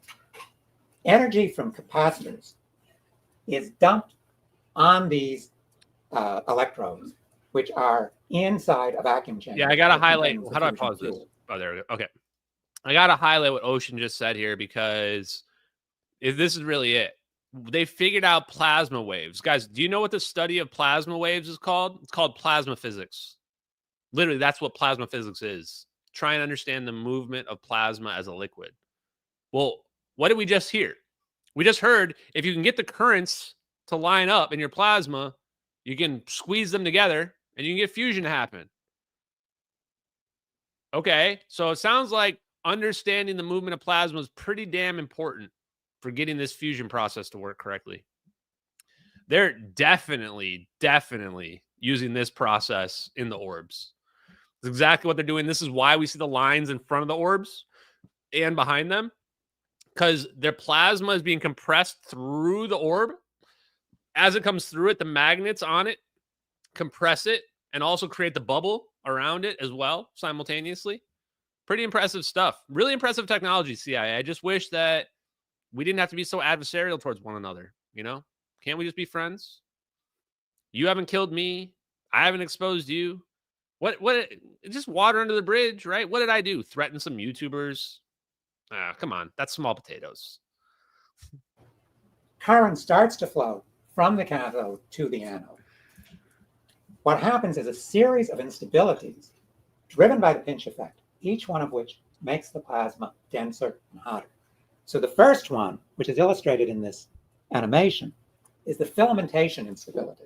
So you start out with a smooth plasma, and the plasma comes together with what are called filaments, which are dense vortices. Look at this. Look at this. Together. Look at this awesome graph. So that makes the plasma, that's the first step in making it hotter and denser. So pinching creates the filaments. You know what's interesting is that I was just listening to Eric Dollard say that fusion doesn't happen in the center of the sun. Fusion only happens in the filaments, is what he was saying. Fusion only happens in the filaments. And now here we're going, we're saying the pinch effect, this is how it works. It creates the filaments, and then they're all going to come together here at the end. Now, the friction of the electrons moving through the filaments start to heat the plasma up, just like the electrons in a light bulb filament heat it up. The electromagnetic forces on these currents force them to move to the end of the anode. The anode is designed to be hollow. It has a hole in the middle. So the current actually fountains together inside the hole in the anode. And people, including us, have taken pictures to show exactly how this happens. Well, as that happens, a second instability develops because these filaments are all close to each other and moving in the same direction. Wait for it. So they attract each other. And that produces what people call the pinch, even though this is sort of the second pinch effect. So they're all drawn together and they merge into a single filament. The next thing that happens is that filament starts to twist up. It becomes coiled. And these coils start to attract each other because they're moving in the same direction. So it becomes more and more coil. It's called a kinking instability. Eventually, just like a landline, if any of you still have landlines, it becomes twisted up in a little knot. And that knot, which is illustrated in this animation, we call the plasmoid. What? That knot we call the plasmoid. Holy shit. Look at what we're looking at. We're looking at a plasmoid in the center with two streams, one going behind it and one going in front of it. This is what is inside the orbs. This is what's inside the orbs. This is why you see a line in front of the orbs and behind the orbs. The reason why we don't see the plasmoid itself is because it's surrounded in a bubble of plasma. It's surrounded in a bubble of plasma. Holy crap. When I saw that, I just went, that has to be what it is. It's not anything else. It's literally this. It's literally a Z-pinch boron plasma compact fusion reactor. That's what the orbs are. I never thought you'd just like see it right there and be like, oh, that's it, I guess. Boom. I mean, this is what we're looking at in here. We're looking at, and you can't see the plasmoid in the middle, but there's a plasmoid in there. There's a plasmoid in there. They're using the Z-pinch effect. And the proof is the heat signature of the orb. The heat signature of the orb, you see here at the end when it slows down, you can see the one is all white there, but the other one's like partially black. The heat signature is the electrons. The heat signature is the electrons clustered together. They're clustered together because they're using this reverse field configuration or whatever the hell it's called. Literally causes them to cluster together. This is exactly what Ken Shoulders was saying about his plasmoid research. When Ken Shoulders was doing EVOs, plasmoids, he said the electrons were clustering together. Well, now we know why. Look at this. Holy crap. Holy crap. Whoever sent me the Eric Lerner stuff, I looked at this like a week ago. I probably should have reported this a week ago. I'm just looking at it going, there it is. That's what they figured out. They made a plasmoid and they realized The problem with the plasmoid, like people ask, well, why have they not turned this into a reactor? Well, technically they have, but why is it not a stable reactor? Because you got jets of energy shooting out of both sides, guys. You've got jets of energy shooting out of both sides that are extremely probably destructive, I assume. You need it to be something flying around in the sky, at least with this design. They're using the kink instability as a bonus. Instead of looking at the kink instability and going, oh, we can't do this because how do we deal with these jets of ions and electrons or whatever the hell is shooting out protons and electrons? How do we deal with that? And people went, we'll just use it as a propulsion mechanism. They're like, it's not a bad thing. If you want it to fly around, the kink instability is great. If you want it to fly around, the kink instability is perfect. We got jokes tonight. We got jokes tonight. So let's finish this because I honestly don't even think I got past this part. I just got to this part and I was like, okay, Yahtzee, there we go. Mark it in. Live stream it up. Live stream it up, chat. There it is. IEC fusion, boron, hydrogen, plasmoid. That's what they're using. We call the plasmoid. Look at this thing. Kidding? Inside that plasmoid, the temperatures can reach extremely hot because the plasma has been compressed so much that its frictional forces heat it up. That's how they pulled it off. How did they get the temperatures? They have the plasma is dense enough. It's dense enough that it's hot enough for them to cause it. The friction causes the temperature that's required. So this is where I had to message my buddy Dave Rossi. And I went, okay, bro, is there actually even something like mechanically even inside these orbs? Because now we're getting to the point where, like Bob Grenier was saying, it's actually getting scientifically possible that the plasma is so dense that it's creating a magnetic field strong enough to contain itself. I still think there's something physically inside. I still think they're using superconducting ring magnets inside that. But if it does, it might get to the point where they can just produce it like a lighter. Like you flip a lighter, but the light, like imagine the flame just rolling around, flying by itself. We know it's possible because we've seen smoke rings.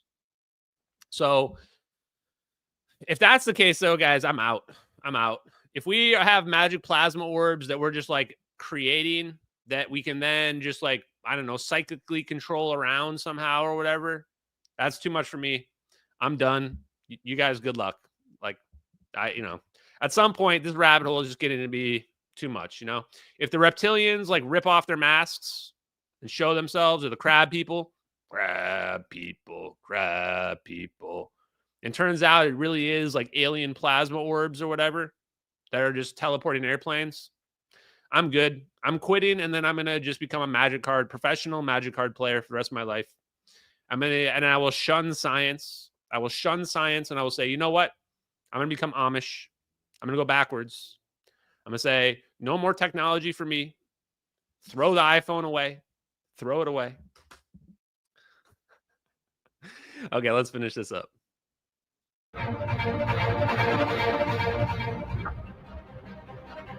Wait, what did that say about the sun? The sun's core is only 1 keV.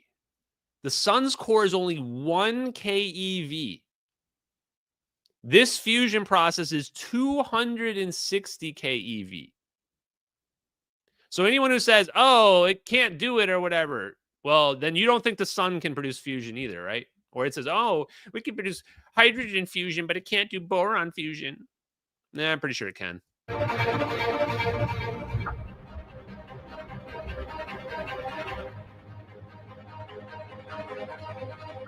In addition, another instability produces the acceleration of an ion beam out one direction, an electron beam out the other. What that means is that a lot of the energy in the fusion reaction actually ends up in a directed ion beam. If you have a directed ion beam and you take essentially a sophisticated form of coil, you can induce a current in a circuit as the beam is passing. And with adequate switching, you can make sure.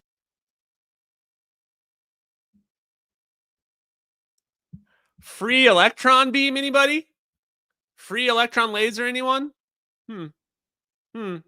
Seems neat. Seems like you could use that for some sort of propulsion mechanism, possibly. Some sort of next generation propulsion mechanism. Sure that energy stays in the current and doesn't return to the ion.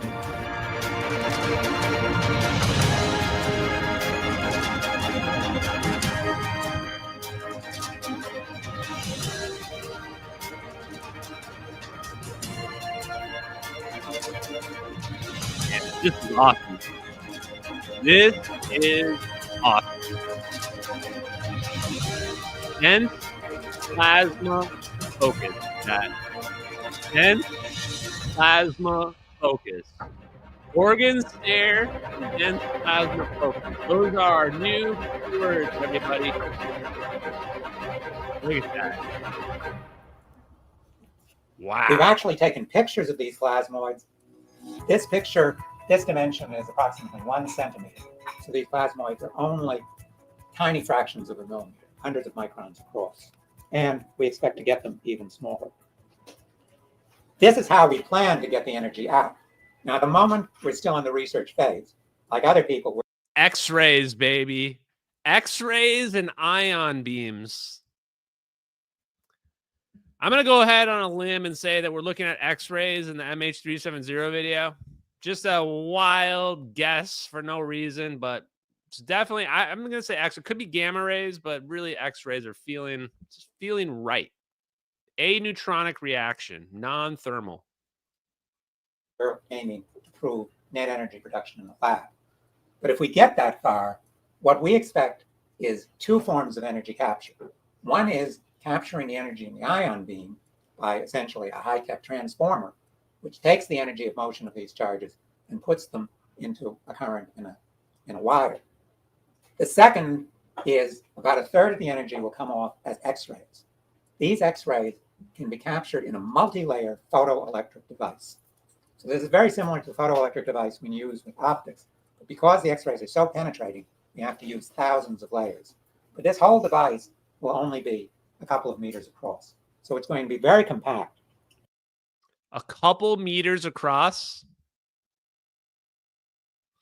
A couple meters across? Wow. The exact size we need for our orbs? Okay. If we can get it to work, even though it produces only a small amount of energy at each pulse, it will pulse about 200 times a second and produce about 5 megawatts of power, which is enough to power a small community here in the United States.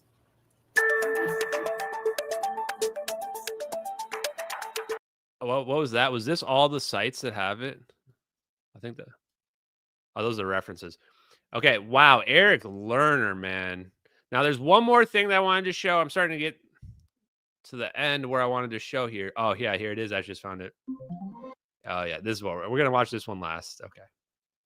So, who's ahead? Who is ahead? That's the name of this video. Who is ahead, chat? Well, so what did we watch tonight? Okay, my opinion is no question they're hiding fusion. They've been gatekeeping it. They've probably been using Epstein to help gatekeep this. They're definitely using the Jason Group. And the Jason Group's justification is going to be nuclear secrets. The Jason Group is saying this is related to nuclear stuff, therefore it's secret, therefore nobody's allowed to know about it.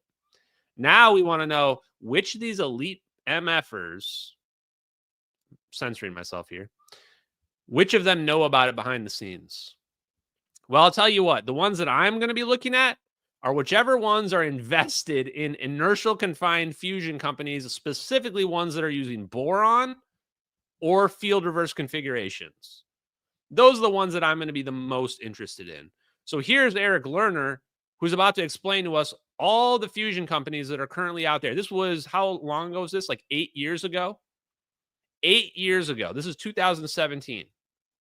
Peer review published accounts. 260 keV. This is the equivalent of approximately 3 billion degrees centigrade per Kelvin. So this is here we go. Far and away the highest temperature being used in any fusion device. Our confinement time is about where we want it to be. It's not very long. We don't need it very long. So where we still talking about their company right now is the density. At the moment, we've raised $5 million.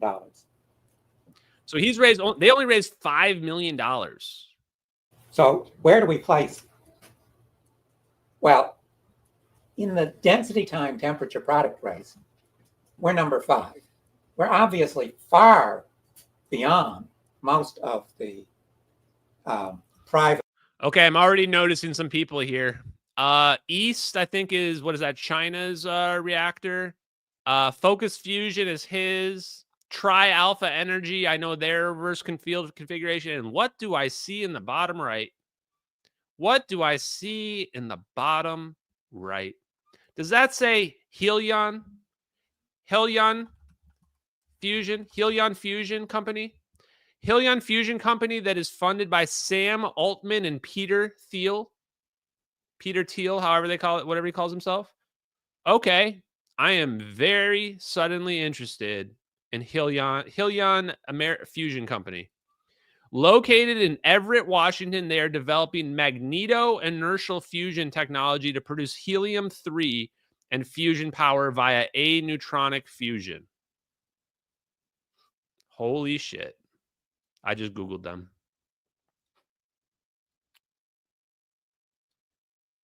In case you think I'm joking. That's literally what it says on their Wikipedia page right here.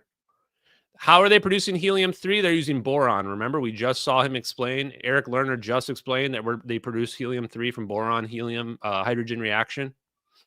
There it is. These people fucking know, chat.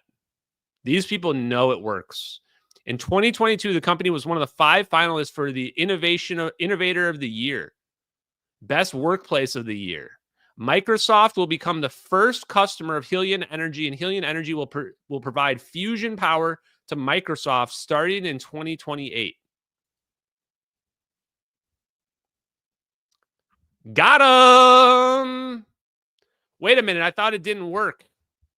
I thought Aneutronic fusion, boron fusion didn't work, but you've already got a deal with Microsoft to power their AI in 2028. That's only 3 years from now.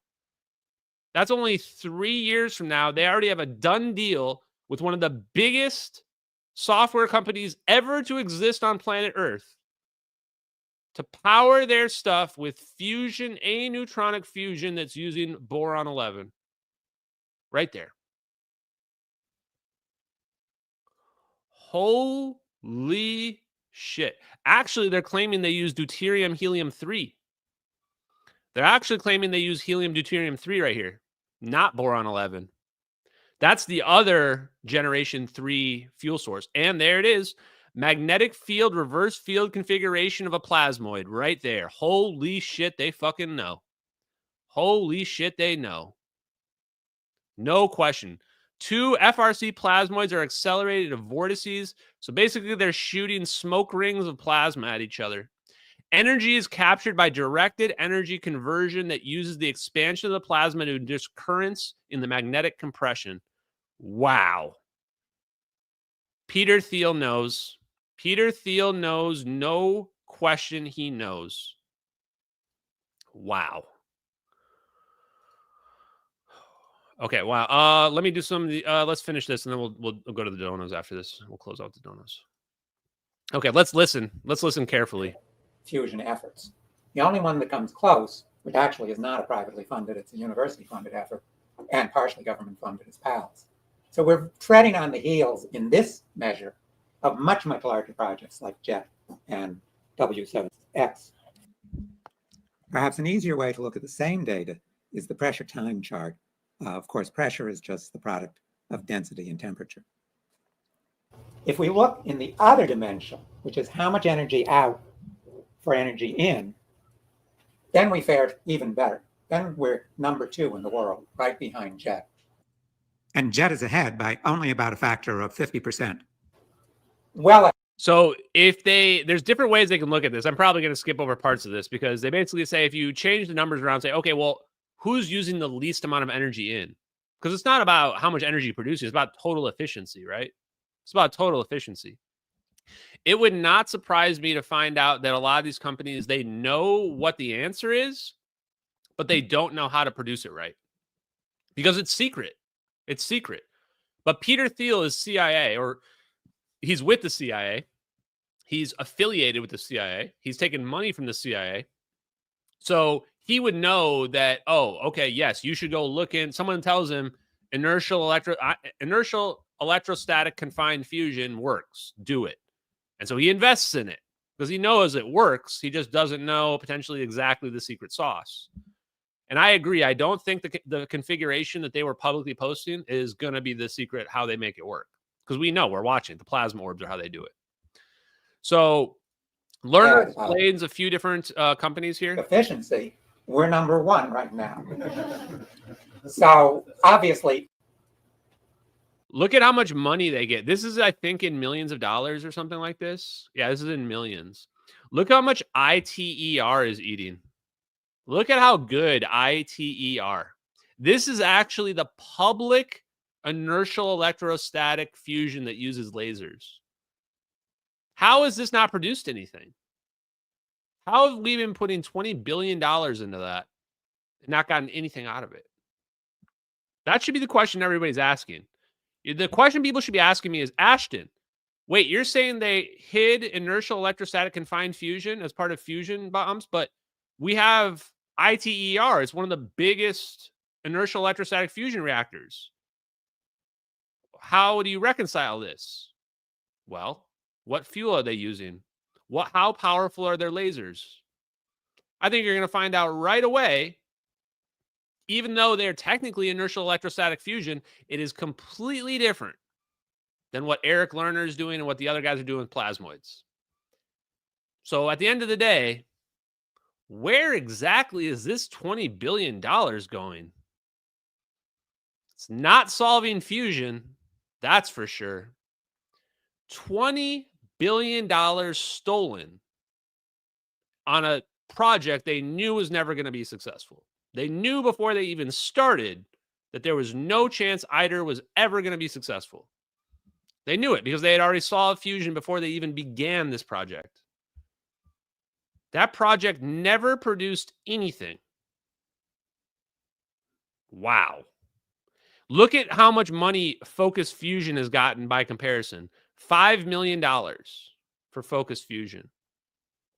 Where's Helion Fusion on here? I don't even see them listed. Tri-Alpha Energy, $500 million to Tri-Alpha Energy. That's the other one I've got my eye on. Tri-Alpha Energy, $500 million. That's a lot of investment. You don't invest $500 million in something unless you have either government connections or a lot of excess money on your hand.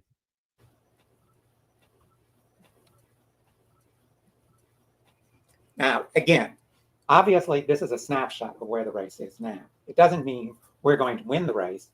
We might be the hare and somebody else might be the turtle. And it was the turtle who won. But this is how it stands temperature now. is too low.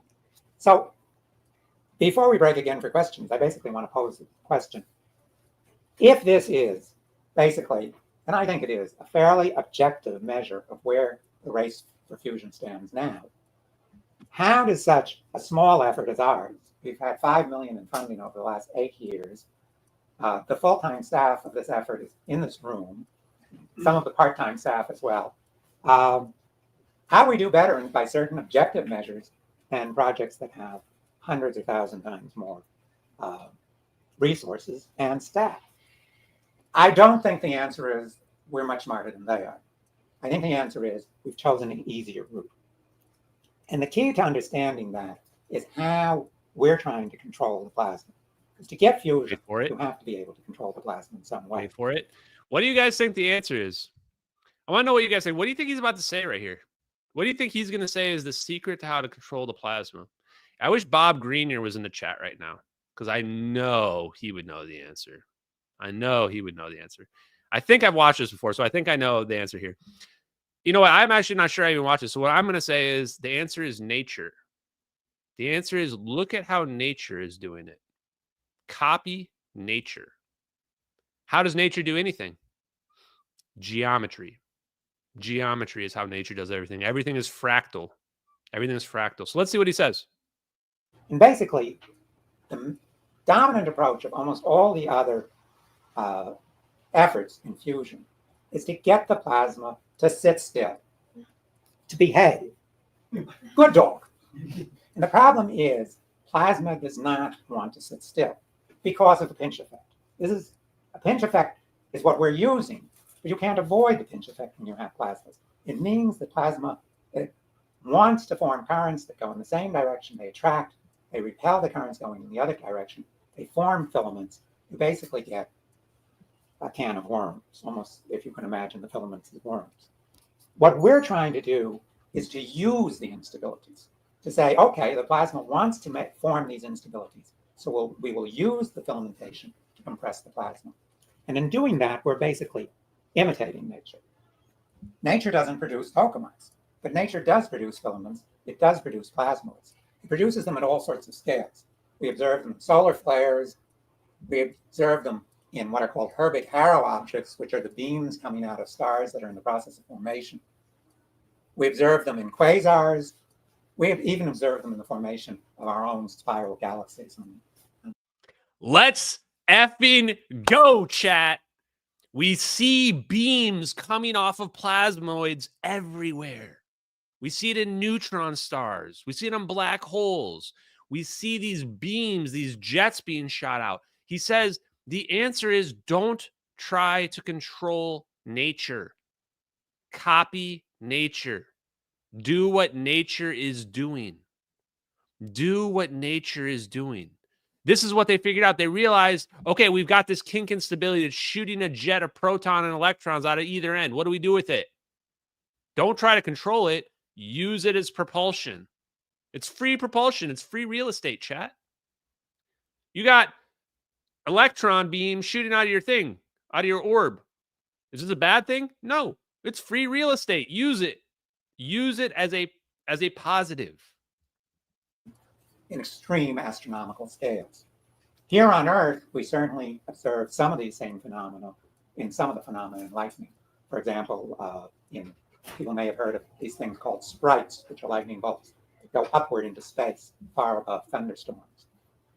And we observe filamentation in the aurora. So this is a basic organizing principle of nature. By using that organizing principle, by saying we want to guide the instability rather than fight the instability, I think we end up with a much easier path. And that's why we can get results with far less resources. Guide the instability instead of trying to control the instability. I couldn't describe a better explanation of Frank Mead's perfect propulsion. That's what they're trying to do with those dense plasma focuses. They're saying, use this instability. Use the instability as propulsion. Use it as an extra benefit. Use it. Have your thing producing directed energy. Your orb is producing directed energy conversion into electricity. And you can also use the excess exhaust as propulsion. Perfect propulsion. It can approach 100% efficiency. It can approach 100% efficiency. And what that means is you're turning that thing into a balloon. You're turning it into a balloon that can fly for free. Can fly for free. It's using the electricity, it's using the energy almost perfectly as it floats around through the sky. No moving parts. No moving parts. Wild. That doesn't mean it is easy. It's not. So I wanted to say talk about some of the difficulties we've had in getting to where we are and going further. So, wow. That's the stream for tonight, guys. The last part on the fusion is like, okay, people say, well, why don't people try to build it? People are trying to build it. It is really, really, really hard. What the Air Force, what Lockheed Martin, what the defense contractors, what the Black Project engineers figured out is incredible. It's incredible. It's 12 Nobel Prizes or more ahead of where we are at currently right now. And they had this stuff before 2014. It's hard to even put a time frame on how far advanced they are beyond where we're at right now. This is why it's not a simple matter of, oh, just go build something. Just go build your plasma. Just go build your nuclear fusion reactor. People are trying to do it and they're failing. And many of them, some of them are really close, and they don't have the benefit of looking at 2 videos of the United States government who's already solved it.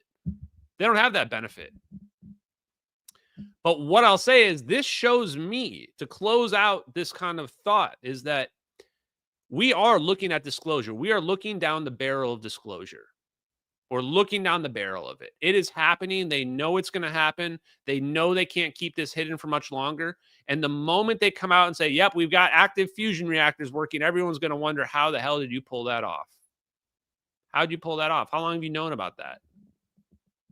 This is the problem that they're struggling with, is that as the technology starts to leak out and people start to ask basic questions about how all this stuff is possible and what have you, like, how can I build a microchip? How can there be a microchip that goes in my phone and my phone doesn't run out of energy anymore?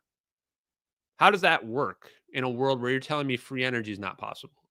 They're going to go, oh, well, it's wireless. It's wireless energy. It's being beamed into your phone from space. And people will just go, okay, yeah, sure. Sure, okay, that makes sense. That makes sense. Sure, it's just being beamed there. I don't have to ask any questions. That's probably what's going to happen. So this is why I'm so glad that we got ahead of this before it starts to come out. The UFO hearing was just pushed back to September. We've destroyed their narratives. Absolutely destroyed them, guys.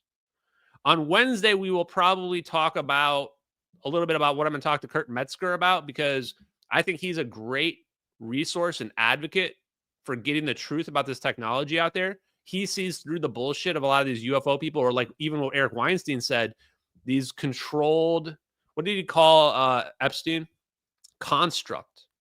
They're constructs. These people are constructs that are putting information out there that they're basically just being told what to put out there. Somebody's winding them up, putting them down, and letting them go do their thing. Let's do some of these donos, guys. Thank you very much for all the amazing donations, guys. Amir, thank you very much, guys. Yeah, these attacks really do only happen when you're right. When you're a kook on the internet and you're wrong about stuff, nobody pays attention to you. Nobody pays attention to you. People pay attention to you when you are over the target, when you are saying stuff they don't want you to say, when you're revealing stuff that they don't want to be revealed. Chaotic Good says, America, F yeah. We are the change. Thank you very much for that donation, brother. Appreciate you, man. Chaotic Good, someone who knows that much is worth more alive. Exactly. When you know that much information, you're worth more alive to them, especially when you're trying to develop technology to get ahead of Russia and China, which is what the United States is doing. Mona says 2019 Epstein, 2020 pandemic deflection, 2025. The next PSYOP will probably be trying to get us afraid of some meteor or something, guys. We are never going to be wiped out by a meteor.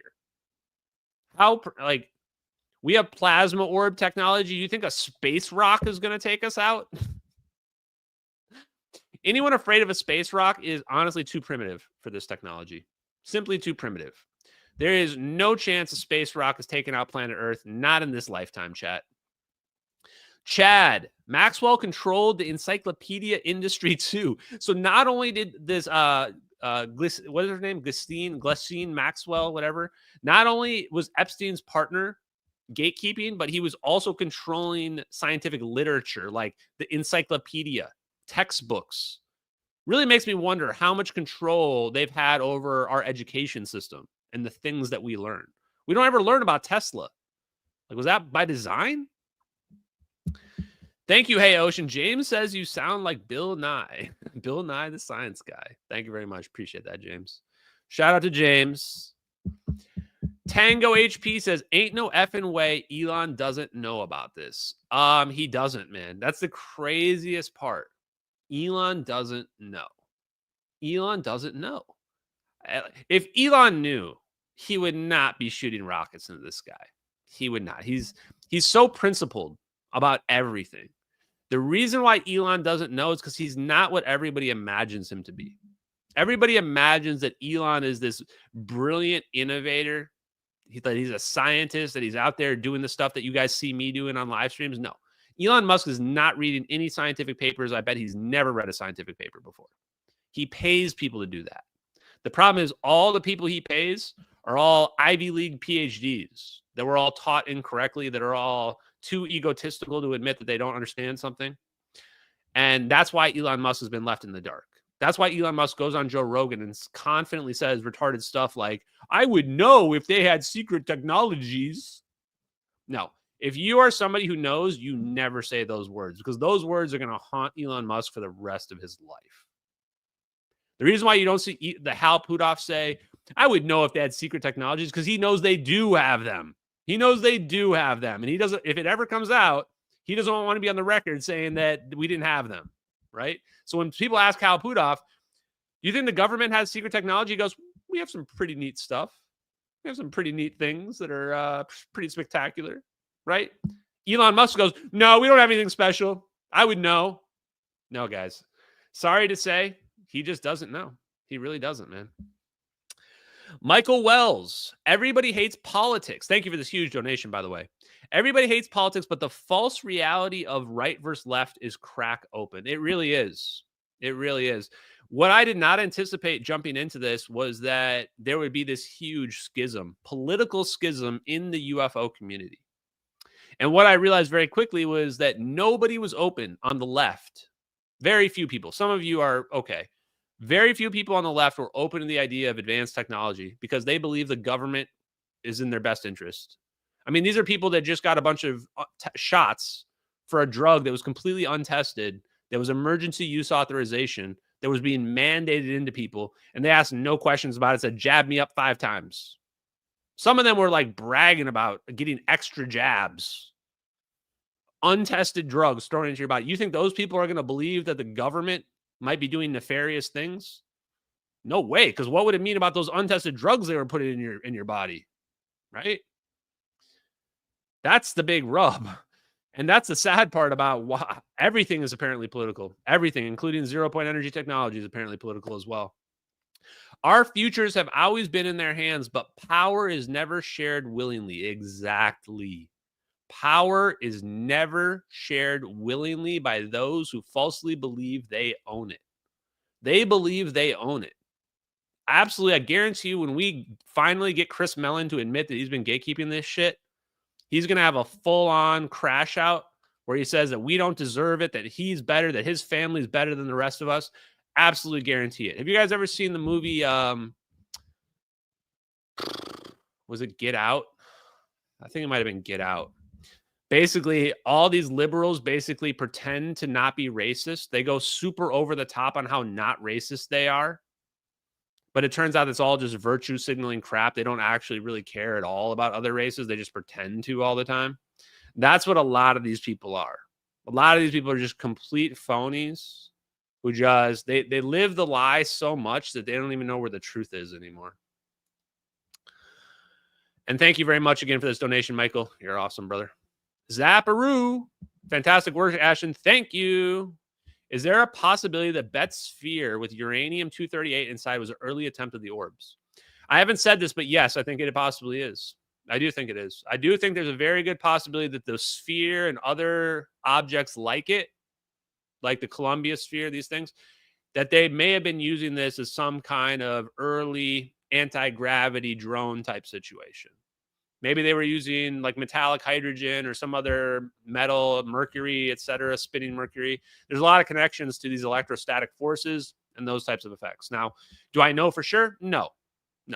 And if it is a more primitive version, then I'm not really that interested in it. To me, the cutting edge stuff is the, boron 11 third generation fusion fuels that they're using. But we might even find more incredible stuff than that in the future. So thank you very much again for this donation. Catman, Elon is playing both sides. It could be, but I don't think so. It's hard to say with Elon, guys. It's hard to say. Appreciate those donations. And then Conjuring, I'm getting the gut feeling Weinstein is building a narrative to aid his defense for when the list drops his name. Now that would be a twist. There is definitely something going on with Weinstein, guys. Eric Weinstein, something about him, like he has had a shift, a noticeable shift in what he's been saying online over the last 6 months. It almost seems like he got woken up and all of a sudden now he's into it. Like 2 years ago, he was with Hal Puthoff and he was NPC as can possibly be. Didn't believe any of it. Now it's clear he knows there's some kind of conspiracy going on, hiding and gatekeeping physics. Heck, a couple of years ago, he was saying, if there's a conspiracy, I'm going to be the first person, pitchfork and tiki torches, knocking on the National Science Foundation. They're the ones that are basically determining who gets funding and what have you. And now he's talking about Epstein was infiltrating academia, infiltrating Harvard University, that Epstein was interested in gravity research. Wow. Wow. I'm just saying, guys, if there was a cover-up of super advanced technology, how would it look any different than what we're seeing happen? How would it look any different? It would look just like what we're seeing go on. So, dense plasma focus, Gorgon stare, guys. These words are kryptonite. Kryptonite to spooks. They hate it because there's so many scientific papers. There's so much evidence that shows it, and they can't deny it because they know it's true. They know it's real. They're using the Z-pinch effect, boron aneutronic fusion, guys. Thank you, J2 Dank, and everybody in the pill chat. Thank you, Good Dog 45 says, enjoy your shows. I enjoy you guys watching as well. I don't think that we have to worry about the pole shift for the people in the Rumble chat. That's pretty crazy that Eric Lerner wrote the Big Bang never happens. Never happened. Eric Lerner, the guy that we were just watching, said the Big Bang never happened. Wow. Pole shift is not something you guys have to worry about, guys. If there is a pole shift, they're not going to be able to stop it. We're all done anyway. Well, we probably won't. Anyway, thank you guys. This was a great live stream. I appreciate all the donations. Appreciate all the support. Everybody that's got in my corner. You guys are all awesome. I'll see you guys on Wednesday. We're going to talk more about science. Maybe we'll talk about nuclear secrets once again. Hope you enjoyed, guys. Peace out. Later, everybody.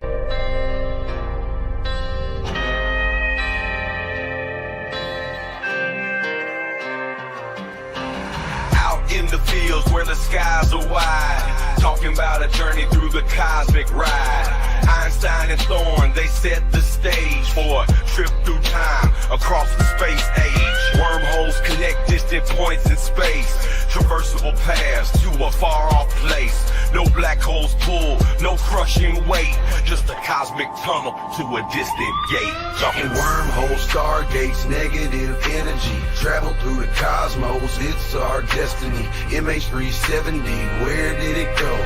Bowling 777 through a wormhole flow. We're talking wormholes, stargates, negative energy, travel through the cosmos, it's our destiny. MH370, where did it go? Bowling 777 through a wormhole flow.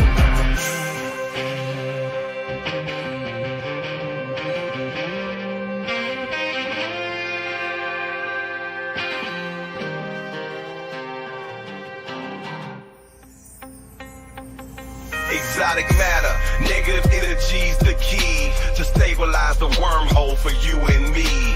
Quantum vacuum squeeze so tight, creating conditions for this wondrous flight. Static fields and lasers in the lab they play, generating forces in a new kind of way. Gravitational squeezing, Casimir's force, negative zones we need to stay the course. Talking wormholes, stargates, negative energy, travel through the cosmos, it's our destiny. MH370, where did it go? Boeing 777 through a wormhole flow. Thin shell formalism plates so fine, spherical geometry we realign. Energy conditions that we must defy. For a stable wormhole, let's give it a try.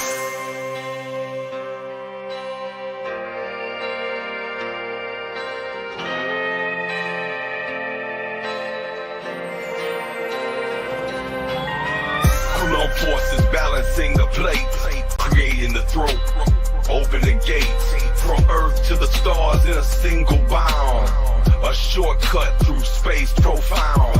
Engineers and dreamers hold the key to future worlds and what we could be. With science in hand, we forge ahead through the cosmic paths that we now tread.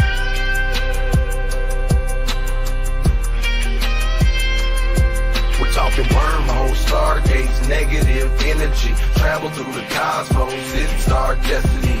MH370, where did it go?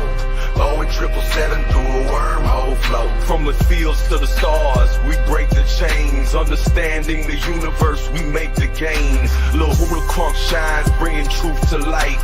Through his music, we'll explore the night. With wormholes and stargates, our path is clear.